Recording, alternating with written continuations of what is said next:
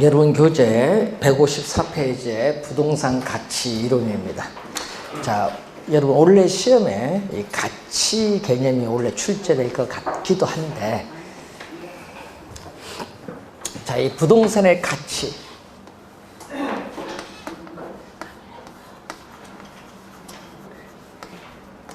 또 영어 쓰면 안 좋아하죠. 밸류, 가치. 우리 요즘 앱인가? 뭐 밸류 맵 이런 것도 있잖아요. 아, 부동산에 보면 밸류 맵이라고 있어요. 아세요? 뭐 여기 중개사 따봐야지. 밸류 맵이라는 게 있어요. 있잖아요. 나 앱 필요로 할 거예요. 가치인데 요거 사람마다 다르거든요. 가치는 이 상품을 소비함으로써 얻는 만족을 뭐라고 하죠? 상품을 소비함으로써 얻는 만족이 효용이라고 해요. 그래서 이 효용에 중점을 두는 게 무슨 개념? 가치 개념. 근데 상품을 소비함으로써 얻는 만족은 사람마다 동일할까요? 다를까요? 네, 다르죠. 그래서 가치는 사람마다 차이가 있다, 없다? 아, 있다. 근데 이 대답은 잘하는데 시험값은 틀릴까요? 그래서 이 인간의 필요나 욕구, 요 관련된 거거든요. 그래서 사람마다 달라요. 욕구가 다 다르듯이. 그래서 이 가치는 그래서 사람마다 다르니까 무슨 개념? 주관적. 가치는 무슨 개념? 주관적이고, 여러분 추상적인 개념. 추상적인 개념인데 이 가치를 화폐를 매개체로 해서 나타낸 것을 뭐라고 한다? 가격. 그래서 1제곱미터당 10만원 뭐 이런 식으로. 그러면 가격은 사람마다 다 1제곱미터당 10만원 하면 다 똑같죠? 누구는 똑같을 거 아니에요. 그래서 이거는 주관적이 아니라 얼마? 객관적. 1제곱미터당 얼마니까. 그리고 1제곱미터당 얼마? 구체적으로 나타난 값을 의미한다. 자, 그래서 이 부동산 가치가 상승하면 부동산에 대한 가치가 오르면은 뭐도 오른다? 부동산 화폐로 표시한 가격도 올라요. 부동산 가치가 하락하면 부동산 가격도 하락을 한다. 이렇게 가치와 가격은 같은 방향으로 변동을 해요. 그런데 물가가 지속적으로 상승하는 인플레이션이 발생을 하면은 화폐 가치는 뭐 한다? 하락을 하지만은 실물 자산인 부동산 가격은 뭐 한다? 오른다.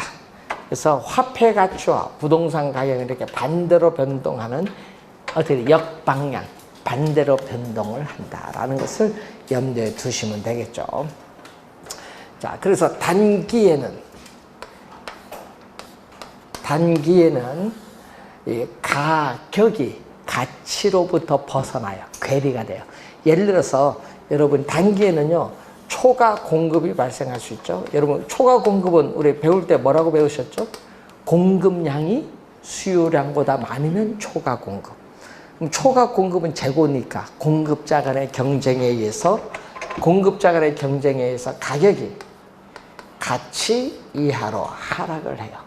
그리고 수요량이 공급량보다 많은 무슨 상태? 초과 수요일 때는 수요자 간의 경쟁에서 가격이 가치 이상으로 뭐 한다? 상승을 해요. 이러한 가격의 조정 과정을 거쳐요. 가격의 조정 과정을 거쳐서 장기에는 가격의 조정 과정을 거쳐서 가격이 가치에 일치되게끔 조정이 이루어져요. 그래서 단기는 가격이 가치로부터 벗어난다. 괴리가 되지만 장기는 가격이 조정 과정을 거쳐서 가치에 일치되게끔 조정이 이루어진다. 이런 얘기입니다. 자, 이 질문은요, 여러분, 요 관련해서 19회 시험과요, 25회 나왔거든요. 19회, 25회 시험에 나와 있으니까 원래 31회거든요. 타임상 나올 때가 됐어요. 그래서 알아두시고, 또 가치는 어빙 피셔의 개념이에요. 자, 어빙 피셔의 개념인데 한 번 출제도 했었죠. 뭐죠? 부동산 가치는 부동산 소유에서 비롯되는 장래의 편익, 이익을 현재의 가치로 환원한 값. 투자이론에서 배운 용어예요. 현재, 장래의 편익, 이익을 현재의 가치로 환원한 값을 가치라고 해요. 그래서 가치는 가격과 뭐가 있다? 개념상 차이가 있다. 가격은 부동산 시장에서 부동산 거래가 성립되었을 때까지는 우리가 실제로 교환의 대가로서 지불된 금액을 말하고, 아까 가치의 개념, 아까 얘기했죠? 어빙 피시의 개념. 개념의 차이가 있고, 자, 25회 시험에 요걸 정답 물었죠? 가격은 과거의 시점에서 부동산 거래가 성립됐을 때까지는 거래가 성립된 건 과거잖아요. 과거의 값. 자, 여러분이, 예? 여러분, 한 달 전에 부동산 거래 계약을 체결하면 여러분 뭐를 줘야 돼요? 거래 계약 체결하면 계약금 줘야죠. 계약금 한 몇 프로? 10%잖아요. 뭐 10% 이내 주면 되는 건 다들 10%예요. 그래서 우리는 요즘에는 얘기할 때는 최대한 많이 주세요. 그리고 잔금 일자를 좀 작게 해서 아예 우리는 통장으로 계약금 줄 때 잔금까지 그 중도금까지 한번 쏴버리라 하거든. 그럼 중도금까지 보내버리면요, 계약 취소가 어려워요. 뭔지 아세요? 계약금 주면 계약 취소가 쉬워. 왜? 통보해버리거든. 통보해주고요. 뭐 해? 예? 계약금 1억 줬어요. 2억 주고 통보해버려. 통보하고 뭐? 예? 가격이 뭐 3, 4 오르니까 통보해버리지. 예? 그래서 요즘 웃기는 게, 예? 계약금 5천에서 1억 받은 거 다 지금 계약 취소야. 다 초보네. 2배. 주고, 바로 주고, 어떻게 돼? 가격이 2, 3억씩 오르니까. 예?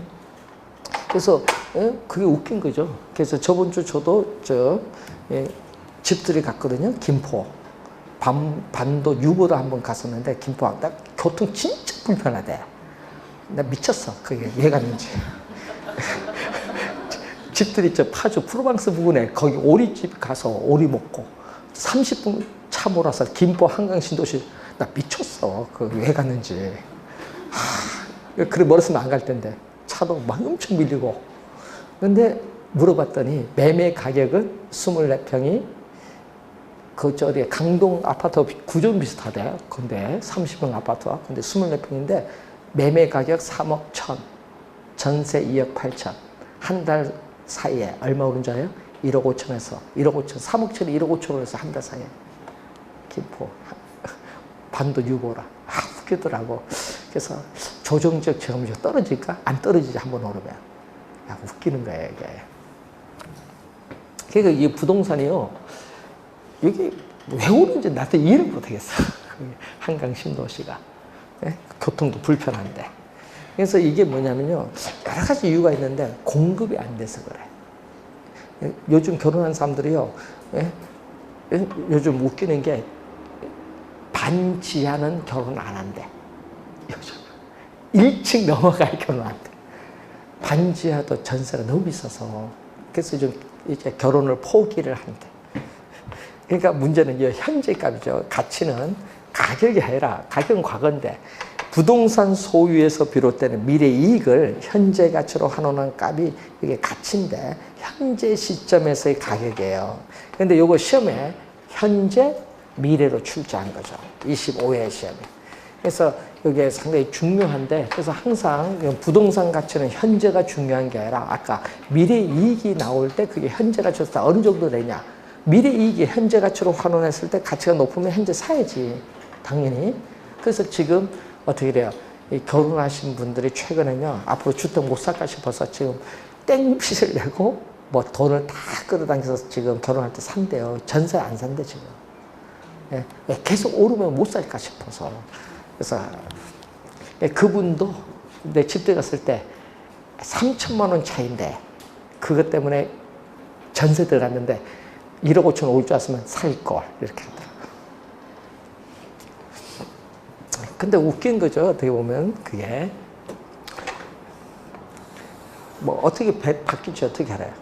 그래서 여러분 부동산 아까 했죠. 시장의 적정한 가치가 지금 예를 들어서 3억 천인데 예? 가격이 가치와 똑같을 수는 없죠. 여러분 아까 급격히 뭐 이상해서 오를 수도 있고 또 경매일 때는 또 내릴 수도 있잖아요. 경매 가격. 그래서 뭐가 존재한다? 가치와 가격 사이는 뭐가 존재한다? 플러스 오차일 수도 있고 마이너스 오차일 수도 있어요. 가치와 가격 사이는 오차가 존재해요. 그리고 특정 시점, 여러분 특정 시점에서 교환의 대가로 지불한 시점에서의 가격. 예를 들어서 33평 5억 줬다. 그럼 5억 가격 단 한 개야.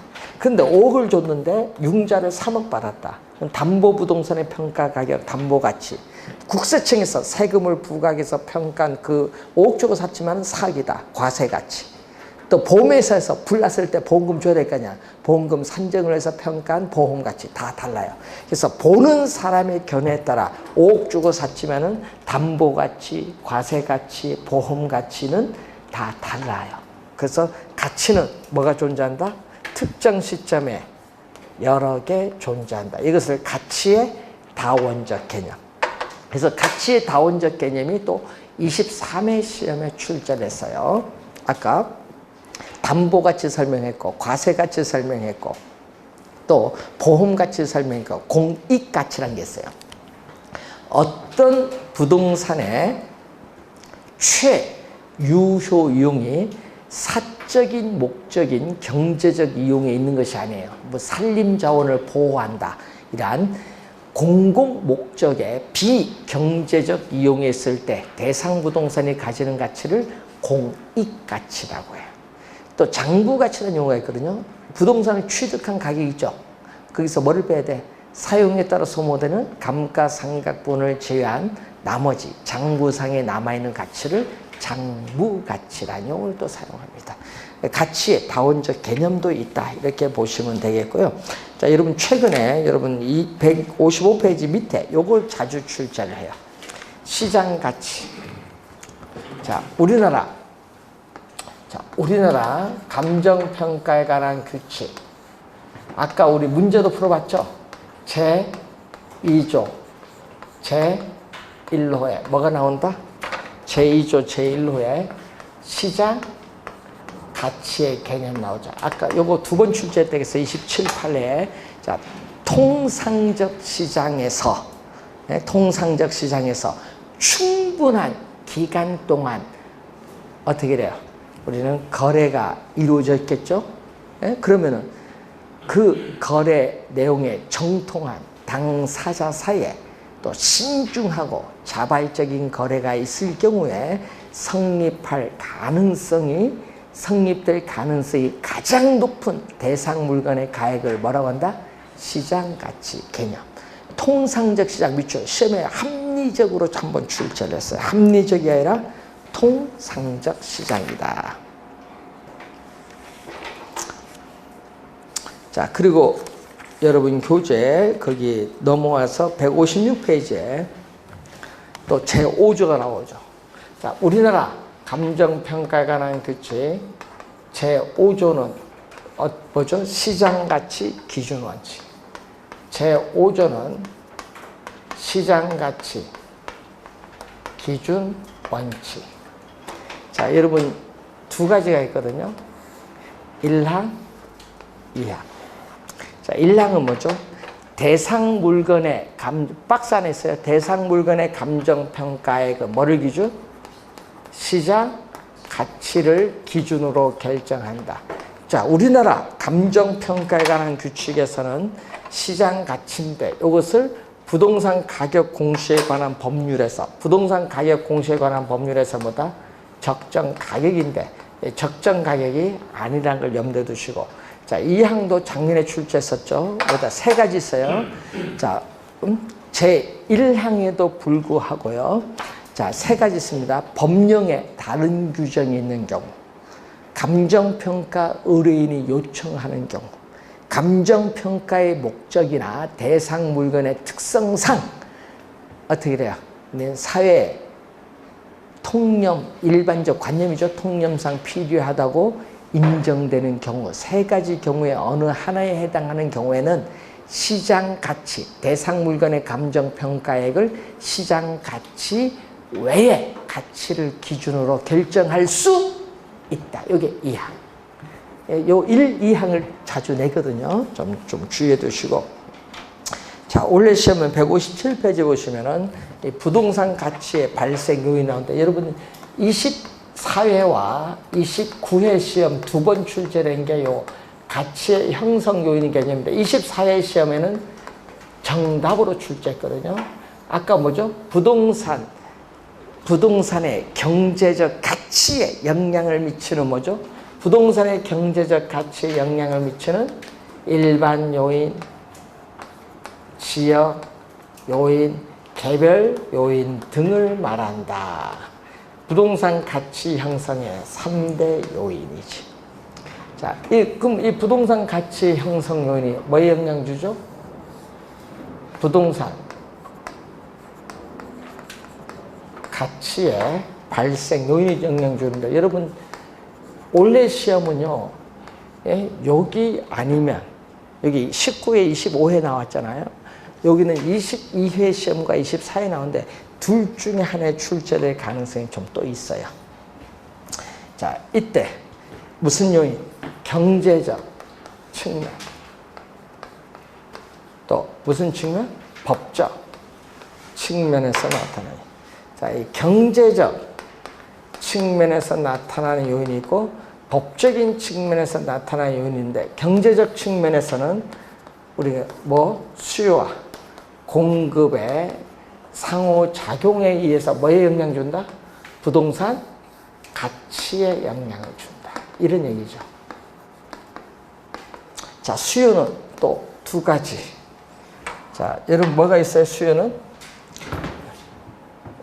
효용, 유용성이라고 하죠. 자, 인간의 필요나 욕구를 만족시켜 줄 수 있는 재화의 능력을 뭐라고 한다? 유용성 또는 뭐다? 효용.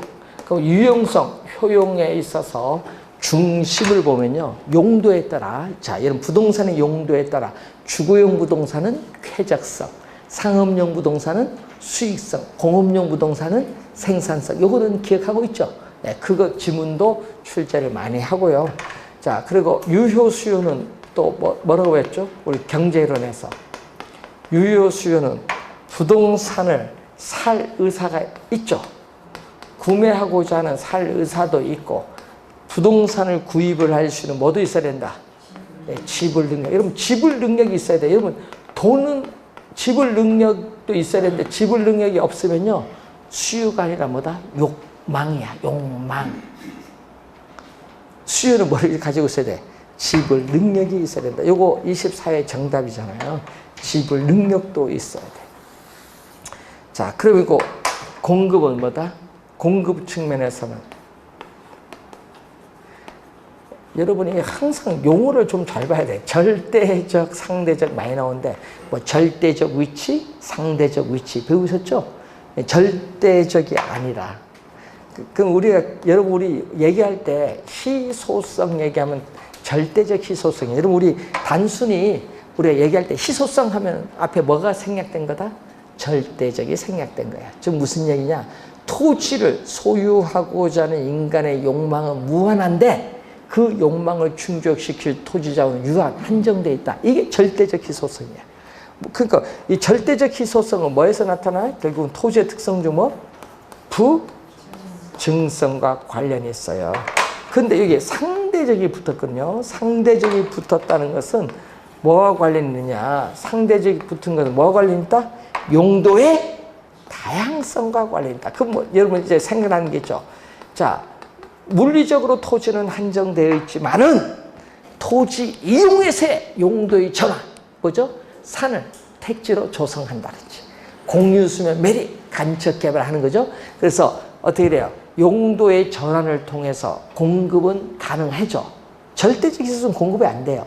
공급은 가능한데 그 공급이 수요에 비해서 양적, 질적으로 부족한 상태를 뭐라고 한다? 상대적 희소성이라는 용어를 사용한다. 절대적이 아니다. 꼭 기억을 해둬야 돼. 자, 법적으로서는 또 뭐가 있어요? 법적인 측면은 알프레드 링이라는 교수는 인데, 토지는 지리적 위치가 고정되어 있기 때문에 이동할 수 없어요. 권리는 이전이 안 돼. 뭐가 된다? 권리는 이전이 안 되는데 뭐가? 권리가 아니라 토지는 위치가 고정되어 이동할 수 없지만은 뭐가 이동한다? 권리. 부동산에 관한 권리가 한 사람에게서 다른 사람에게로 100% 완전히 이전될 수 있다. 법률적 측면에서. 법률적 측면이 무슨 요인? 이전성. 자, 요거 우리가 좀 주의해 두시고. 그럼 또 가치의 형성 요인에 영향을 미치는 이 과정에서 부동산 가치에 여러 가지 원칙이 성립하는데 이 원칙 13가지 원칙이 또 출제 가능성이 또 높다.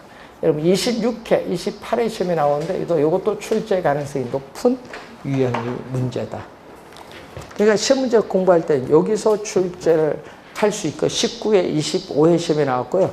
여기는 22회, 24회 시험에 나왔고 여기는 최근에 26회, 28회 나왔는데 그래서 3개 중에 어디 하나가 원래 걸려서 출제를 해요.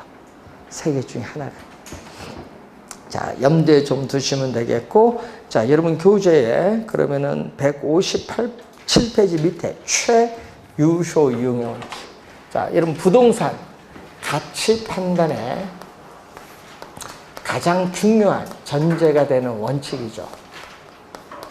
자, 부동산의 가치는 뭐를? 최유효 이용의 상태를 가정하는 거죠. 전제로 하여 우리는 형성되는 가격을 표준으로 하여 형성된다는 원칙이에요.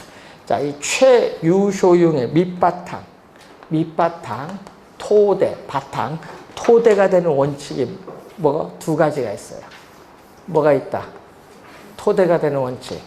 예측의 원칙과 무슨 원칙? 변동. 그럼 시험 문제는 또 뭐가 중요하다? 변동이 중요해. 자, 부동산 가치에 영향을 미치는 가치 형성 요인은 항상 변동하기 때문에 그 변동의 원인 결과 인과 과정 속에서 형성된다는 원칙이에요. 그래서 부동산 가치에 영향을 미치는 가치 형성 요인은 항상 변동하기 때문에 부동산 가치는 특정의 뭐에서? 기준 시점에서 타당성이 인정된다. 요 개념 작년에 또 출제했잖아요. 여러분 시험 문제 기준 시점 작년 정답 물었고요. 작년에는 뭐죠? 가격 조사를 완료한 날짜인데 가격 조사를 개시한 날짜로 출제한 거예요. 24회는요, 감정평가 완료 1로 출제했어. 또 우리 8회 시험이 이렇게 나왔죠. 대상 물건의 감정평가액을 결정하는 기준이 되는 날짜. 하여튼 용어가 요거 자주 나오거든요. 기준 시점을 확정할 필요가 있다. 기준 시점이 나오면 무슨 원칙? 변동. 자, 예측은 뭐다?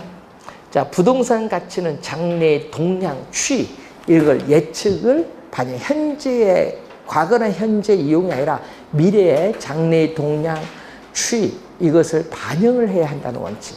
그래서 뭐가 나온다? 여기는 부동산 가치의 개념. 자, 여러분 우리 배운 게 있죠?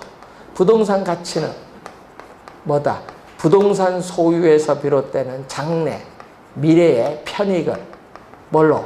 현재의 가치로 환원한 값인데 이 미래의 편익, 이익은 예측이 가능해야 부동산 가치를 구할 수 있죠. 예측이 가능해야 돼. 그래서 예측의 원칙과 관련이 있다. 자, 토대가 되는 게 있고, 그 다음에 여기에 4가지가 있어요. 요거는 무슨 원칙? 우리가 최유효 이용에 우리가 무슨 원칙? 또 이렇게 다 연결되죠? 직접 관련 있는 원칙이 나와요.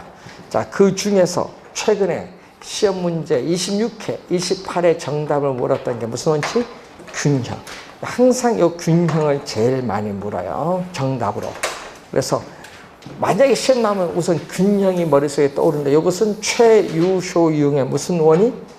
최유효 이용의 원칙의 무슨 요인? 내부. 요 4가지는 내부적 요인, 대내적인 관계에 있는 원칙이에요. 자, 균형은 시험 문제 많이 나오잖아. 여러분 토지, 노동, 자본, 경영, 예를 들면 이것을 내부 구성 요소라고 해요. 항상 시험 문제 나올 때 내부 구성 요소가 나오면 뭐가 나온다? 균형이 떠야 돼요. 요거요. 내부 구성 요소 간의 결합에 있어서 뭐를 이루어야 된다? 균형. 내부 구성 요소 간에 있어서 결합에 있어서 균형을 이루어야 되는데 이 균형에 위배된다. 예를 들어서 이런 얘기죠. 상가 건축물 면적에 비해서 주차장 부지 면적이 협소해서 오히려 상가 건축물 가격이 떨어진다. 그리고 또 여러분 요즘 그 홈즈라는 그 아세요? 중개사 하면 그걸 늘 봐야 되는데 가격은 그거 TV에서 해줘야 아 저건 가격 얼마 나올 건가, 저 건축이 가능한가 이런 거 볼 때 저거 누가 지었나 건축가 이름 얘기해주면 빨리 적고 그런 게 있어요. 옛날에 떴던 사람 중에 기억나세요? 이창하. 옛날 저 누구하고 떴잖아요. 예? 이시성을 가진 예? 개그맨. 요즘 뭐 강호동은 잘 나오대. 뭐 삼시세끼인가 뭐 삼시세끼가 아니고 뭐 하여튼 뭐 수요일 밤에 하는 게 있어요. 또 드라마 저 뭐 있는데 거기 나오는 그 이시성을 가진 그 부산 예? 사람이 있어.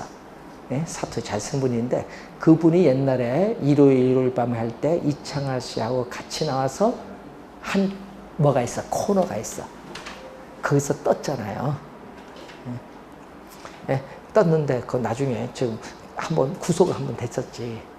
떴는데 이상한 뭐를 하다가 그래서 그 분이 아까 얘기했잖아요. 그 지을 때 독특하게 건물을 지어. 근데 아까 있듯이 그 사람 얘기를 듣고 건물 짓는데 아니 갑자기 요걸 높이 적어. 여기 뭐 통로에 요걸 위에 높게 주고 위에 완전히 외국처럼 성처럼 뭐 줄 이렇게 내린 무슨 쌍들레를 뭐 설치한다든지. 근데 이거 너무 높게 지으면 뭐가 문제 있냐 하면요. 그건 아무도 필요가 없는데 통로인데 그럼 뭐 냉난방 비용이 많이 들지. 그렇잖아. 왜 그것까지 방에서 이제 나가야 되니까.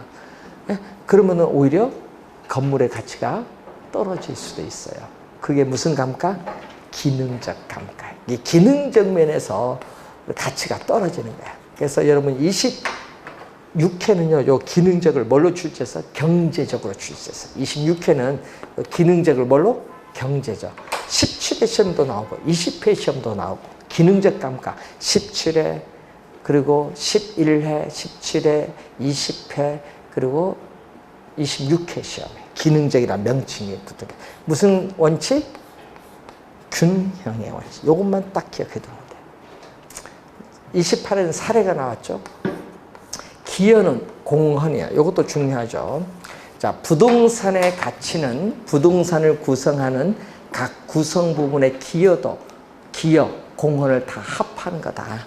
그래서 기여도의 합계, 생산비 합계가 아니라 기여도의 합계인데, 자, 예를 들어서 여러분 토지와 건물이 있는데, 건물이 1층, 2층 있는데, 비용을 추가로 투입을 해요. 추가로 투입해서 몇 층? 3층을 뭐 하고자 한다? 증축을 하고자 할 때, 이때 이 3층의 요 일부분이죠. 이 3층의 일부분이 전체 부동산 가격이나 수익획 등에 어느 정도 기여하느냐. 기여의 정도가 크면 증축할까요, 말까요? 해야지. 증축하면서 기여가 더 크면. 그러니까 추가로 비용을 투자해도 되느냐, 안 되느냐. 그래서 추가 투자에 있어서의 적부를 판단하는 것은 뭐와 관련이 있다? 기여의 원칙과 관련이 있다. 자, 여러분 투자 단위당 투자 금액을 증가시키면 처음에는 수익이 증가하다가 일정한 시간이 지나면 수익이 뭐한다? 체감하죠. 수익, 체증, 체감인데, 자, 여러분 이 얘기거든요. 건물을 지을 때 10층을 지으면요 수익이 최대야. 근데 12층을 지으면 오히려 수익이 떨어져. 그럼 몇 층이 최고? 10층. 그게 그 한계 수익점이라고 하거든요. 이 건물을 경제적 측면에서 수익을 최대화시킬 수 있는 적정한 층수가 몇 층이냐. 이게 한계 수익점 판단과 관련이 있는데, 그건 뭐 중요한 게 아니라 우린 시험은 수익 배분이 중요하죠. 수익 배분의 원칙은 잉여 생산성의 원칙. 수익 배분은 무슨 원칙? 잉여 생산성의 원칙. 자, 여러분 이 얘기거든요. 생산 요소가 있어요.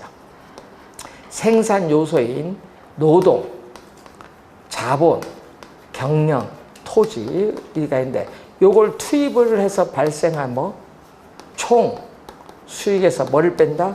움직일 수 있는 노동, 자본, 경력, 움직일 수 있는 요 대가를 지불해요. 지불하고 남는 게 뭐죠? 지불하고 남는 게 뭐다? 자녀. 자녀는 뭐다? 나머지.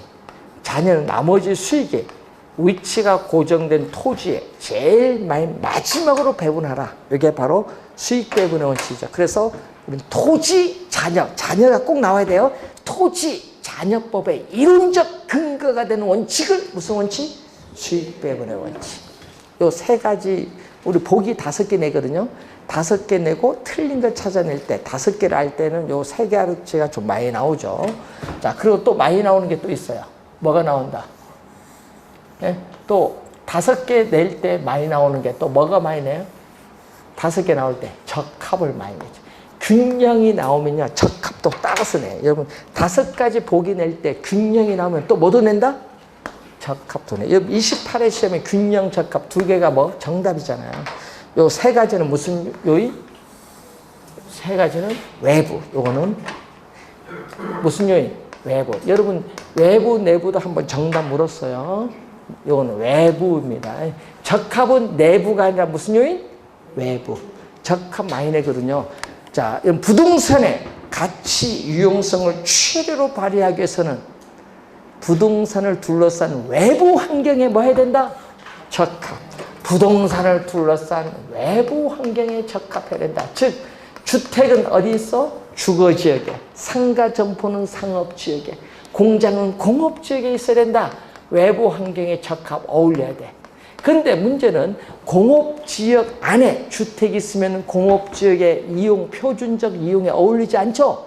어울리지 않으면 주택 가격은 하락을 해요. 그걸 우린 전문용어로 뭐라고 한다? 그것은 경제적 감가. 외부 환경에 적합, 어울리는 게 위배된다, 어울리지 않는다. 그러면 경제적 뭐가 발생한다? 감가가 발생한다. 작년 시험에 기능적 감가, 경제적 감가 요 2가지 사례를 출제해서 사례. 작년 시험에. 사례 많이 나오거든요. 20회 시험은 균형의 원칙 사례, 17회 시험은 기능적, 경제적 출제했고, 그리고 그 전에 사례 또 18회 시험은 사례를 또 출제했어. 적합. 하여튼 균형 적합 꼭 기억해 두시고, 자, 외부성은 여러분 외부 효과 배웠죠? 부동산은 위치가 고정되어 이동할 수 없기 때문에 부동산을 둘러싼 외부 환경 조건에 영향을 받아요. 부동산 가치가 오르면 정의 외부 효과, 부동산 가치가 하락하면 부외부 효과 얘기죠. 자, 여러분 요즘 뉴스 많이 나오는 게 우리 기업 중에서 제일 많이 나오는 뉴스 요즘 뭐가 있어요? 두산? 뭐 원자력해서 두산중공업 얘기 많이 나오잖아요. 옛날 한국중공업의 창원에 한국중공업인데 두산중공업으로 바뀐 건데, 저희 뱅뱅사거리 가면요 그 앞에 큰 무슨 건물 있어요. 예? 논노빌딩, 옛날에 논노빌딩 건너편에 그 건물이 두산중공업 건물인데 그게 이제 외국계 넘어간 거죠. 옛날에 판 거죠. 이제 두산에 넘어가면서. 근데 이 두산중공업이 또 가지고 있는 것 중에 뭐가냐면 중앙대학교가 있어요. 아세요? 중앙대학교 흑석동. 이것도 제 매물로 나왔어요. 부도날 지경이니까 지금 돈이 얼마 3조 이상 부족한데 국가에서 뭐 1조 5천억 원 지원해 준다 하는데 그 뭐 내놔라 하니까 지금 다 판잖아. 뭐 우리 맥주 회사도 내놓고 뭐 다 내놓잖아 지금. 어쩔 수 없지. 기업 살아야 되는데. 그래서 지금 나오는데 중앙대학교가 나왔어. 중앙대학교가 어디 있어요? 에이, 안성에 또 있잖아요. 중앙대학교. 그것을 이제 옛날에 팔려고, 그래서 거기 있으면 잘 안 팔리잖아. 멀잖아, 안성. 그래서 서울과 가까운 남양주로 오려고 했을 거야. 아세요? 남양주. 그러니까 안성이 날란 거야. 학교 옮겨간다고. 그럼 안성 죽지. 안성 아파트 가격 비싸봐. 2억 5천 안 넘어가요. 근데 그게 뭐 조정 대상 지역 지정이니까 거기 주민들이 열받은 거야. 김포나 지정하지 왜 우리 안성이 지정하냐. 좀 항의 많이 해요. 비싸봐야 얼마? 2억 5천. 그럼 얼마나 싼지 아시죠? 광명 아파트 하나 팔면 거기 몇 개? 3개를 사. 강남 하나 팔면 몇 개 사? 7개를 사. 그러니까 얼마나 싼 거예요. 예? 그래서 웃기는 게, 아까 농담도 2억 5천 안 넘어요. 33평이. 예? 웃기는 거지, 이게 보면. 근데 평택은 안성보다 더 비싸. 나는 이해를 못하냐. 뭐, 삼성에 가서 그런가? 고독에. 하여튼 좀 그런 뭐가 있는데, 아까 그런 걸 이제 보면은 영향을 받아. 예? 외부 환경. 어떤 환경이냐. 가치를 올리는 환경이냐, 내리는 환경이냐. 이게 상당히 중요해요. 그래서 이런 부동산 가치를 증가시키는 여러분 동네 오는 건 창성. 부동산 가치를 떨어지는 거 들어오면 뭐다? 반대. 요즘 제일 반대하는 게 뭐예요? 공공주택 들어오는 거. 여러분 지역내 많이 반대. 광명도 공공주택 들어오는 거 여러분 반대하잖아요. 들어오면 좋아요? 물어봐. 안 좋아할 건데. 네. 자, 경쟁. 경쟁은 말 그대로 이윤이 있으니까 경쟁해요. 이윤이 없으면 경쟁도 없어. 그래서 시험 문제 나오면 뭐가 나온다? 이윤이 있으니까 뭐가 나와야 돼? 초과 이윤. 그래서 여러분이 부동산 가격은 대체성 있는 재화 및 부동산 간의 뭐를 통해서? 경쟁을 통해서 뭐 초과이윤이 소멸되는 지점을 기준으로 형성된다는 원칙이에요. 자, 요거는 전부 직접입니다. 지금 요거는 전부 직접인데 경쟁에서 벗어나죠. 그럼 최유효율과 직접의 경쟁을 통해서 빠져나가는 건 간접이야. 간접의 수요.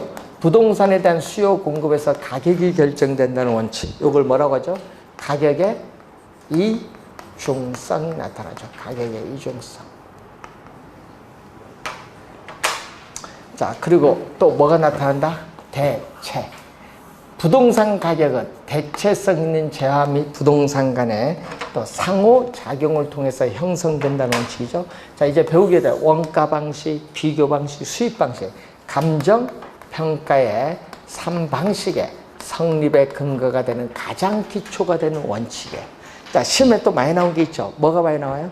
부동산 가격이 동일할 경우에는 효용, 유용성이 가장 높은 것을 선택하고 부동산의 유용성이 같다, 동일하면 가격이 가장 싼 것을 선택하는 것. 무슨 원칙? 대체의 원칙. 그래서 여러분 쉽게 얘기하면 부동산은 용도가 비슷하면 대체 가능하죠. 또 가격이 비슷해도 대체가 가능해요. 또 효용, 만족, 부동산을 소비함으로써는 만족도 비슷하면 대체가 가능하다. 그래서 가격 면에서, 효용 면에서, 용도 면에서 비슷하면은 동질성이 있거나 유사성이 있으면 대체가 가능하다는 것. 자, 우선 요걸 염두에 좀 두시면 되겠죠. 또 하나 직접 관련 기회비용이죠. 부동산을 선택해서 투자를 했을 때 부동산 가치는 포기된 것의 가치를 반영을 해야 한다는 원칙은 무슨 원칙? 기회비용의 원칙. 자, 여러분 올해 여기서 아까 보기 5개 주어지고 틀린 것 찾아내라. 출제를 할 수 있거든요. 계속 그렇게 출제를 하다가 28회 시험은 사례를 출제했죠. 28회 그리고 20회 시험 18회 시험은 사례를 출제했어요. 사례 나오면요 균형과 적합을 출제했어요. 항상 정답하면 균형 적합에서 정답을 묻는다는 걸 늘 염두에 두시면서 생각하시면 되겠습니다. 자, 여러분 교재 180페이지, 160페이지의 지역 분석. 자, 여러분 아까 얘기했지만 요 개념 최근에 24회 시험 나왔죠. 29회는 정답으로 물었어. 뭐다? 감정평가의 대상이 된 부동산을 줄여서 뭐죠? 대상부동산. 이 대상부동산에 속한 지역을 뭐라고 한다? 인근지역. 요 인근지역 개념을 24회 시험에 출제했고 29회는 정답. 아까 뭐라고 했어요? 대상부동산이 뭐 지금 속한 지역으로서 네? 우리는 가격 가치 형성 요인 중 뭐다? 지역 요인. 개별 요인이 아니라 지역 요인. 부동산의 이용이 동질적이고 가치 형성 요인 중 지역 요인을 공유하는 자. 개별 요인으로 출제한 거예요. 29회는. 개별 요인이 아니라 뭐? 지역 요인을 공유하는 지역을 말한다. 개념을 많이 물어요. 그럼 유사지역은 어떻게 돼? 유사지역은 그림에서 보듯이 대상 부동산과 지리적 위치는 다르죠. 인근 지역이 주거지역이면 유사지역도 주거지역. 인근 지역이 상업지역이면 유사지역도 상업지역. 그래서 유사지역은 대상 부동산과 지리적 위치는 다르고 대상 부동산의 가치에 간접적으로 영향을 줍니다. 직접이 아니라 간접적으로 영향을 줍니다. 자, 그래서 유사적은 대상 부동산이 속하지 아니하는 지역으로서 인근 지역과 지역의 특성이 유사한 특성을 가진 지역을 말해요. 자, 요 두 가지를 포함한 게 아까 또 28회 시험에 출제된 또 개념. 대상 부동산과 대체 경쟁 관계에 있고 또 가치 형성에 있어서 서로 상호 영향을 미치는 관계에 있는 다른 부동산이 존재하는 권역을 뭐라고 한다? 동일 수급권. 이렇게 인근 지역과 유사 지역을 포함한다. 광역적인 권역. 사례 수집의 최원방권에 있는 권역. 지금 계속 개념을 출제하잖아요. 자, 제2조 13호, 14호, 15호의 개념을 감정평가라는 규칙 제2조가 용어거든요. 그 용어 설명 계속 출제하고 있다. 자, 그러면 작년에 출제를 여기서 했죠? 지역 분석과 개별 분석 비교하는 문제가 27회 시험도 출제했고 작년 우리는 시험에도 출제를 했죠. 뭐를 출제했어요? 당연히 작년에 1번 지문과 5번 지문 출제한 게요. 의의를 출제했잖아요. 1번과 5번 지문에. 의의가 뭐죠? 자, 지역의 특성이 뭐야? 어떤 지역이 다른 지역과 구별이 되는 특징을 지역의 특성인데 이 지역의 특성을 파악하여 이 지역 내 대상 부동산과 이렇게 대체 경쟁 관계 있는 부동산들이 이렇게 많죠. 이렇게 지역 내 이러한 대체 경쟁 관계 있는 부동산들의 일반적이고 평균적인 사용 방법을 뭐라고 하냐? 전문용어로 표준적 사용 또는 표준적 이용이죠. 표준적 사용과 장래의 동향을 명백히 해서 우리는 그 지역 내 이 부동산들의 가격을 평균했다. 평균 가격. 평균 가격을 뭐라고 해요? 가격 수준. 시험에는요, 가격으로 많이 내요. 가격이 아니라 가격 수준. 가격 수준을 판정하는 작업을 지역 분석이다. 자, 그러면 감정 평가의 대상 부동산이죠. 이 대상 부동산의 뭐를? 개별 요인. 지역 분석은 지역 요인을 분석하고 이 개별 요인을 한다? 분석을 해요. 분석을 통해서 대상 부동산의 뭐를? 최선의 이용, 최유효 이용을 판정해서 구체적으로 뭐를 구한다? 최유효 이용을 판정해서 구체적으로 어떻게 돼요? 가격을 구하는 것을 지역 개별 분석이다. 그래서 우리는 최유효 이용은 표준적 사용을 지표로 해서 결정되는 피결정성을 가지고 있다. 요 의의를 작년에 둘 다 또 출제 다 했죠. 의의 많이 나오고 또 많이 나오는 게 또 요거죠. 27회는 또 여기서 정답 물었죠. 절차상 어리가 뭔지 아느냐? 선호. 자, 27회는요. 여기서 또 정답. 27회. 지역 특성에 제약하에 개별 요인 분석이 이루어지니까 지역이 먼저. 그리고 개별은 나중. 요거 선행 후행을 27회 시험에 정답 물었고요. 24회도 출제, 21회도 출제. 하여튼 정답 지문은 27회 정답. 그리고 작년 정답은 여기서 분석 범위. 작년은 여기서 정답. 작년 시험에. 여기는 지역을 대상으로 하거든요. 자, 요거 대상 부동산에 속한 요 지역이죠. 이 지역을 대상으로 해요.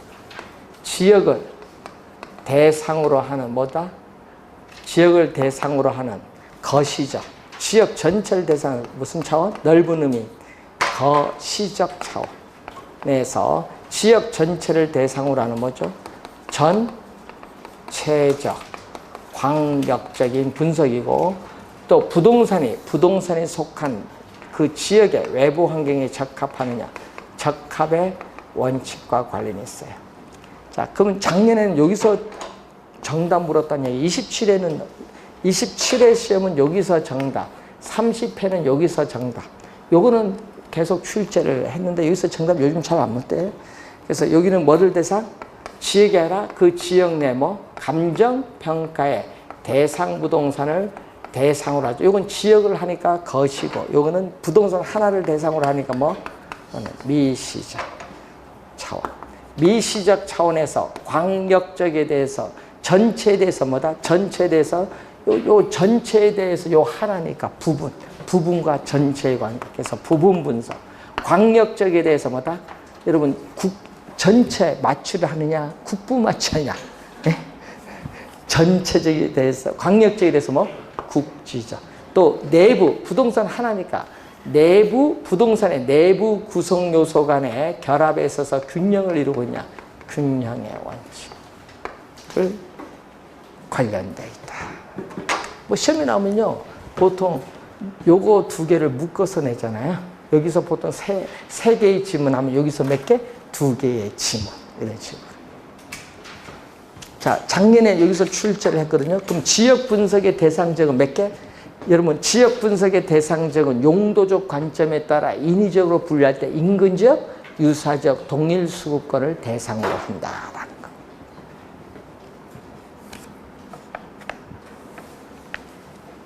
자, 우선 여기까지 배웠고요. 우리 잠시 쉬고 164페이지 밑에 이제 흐름을 한번 더 공부하도록 하겠습니다.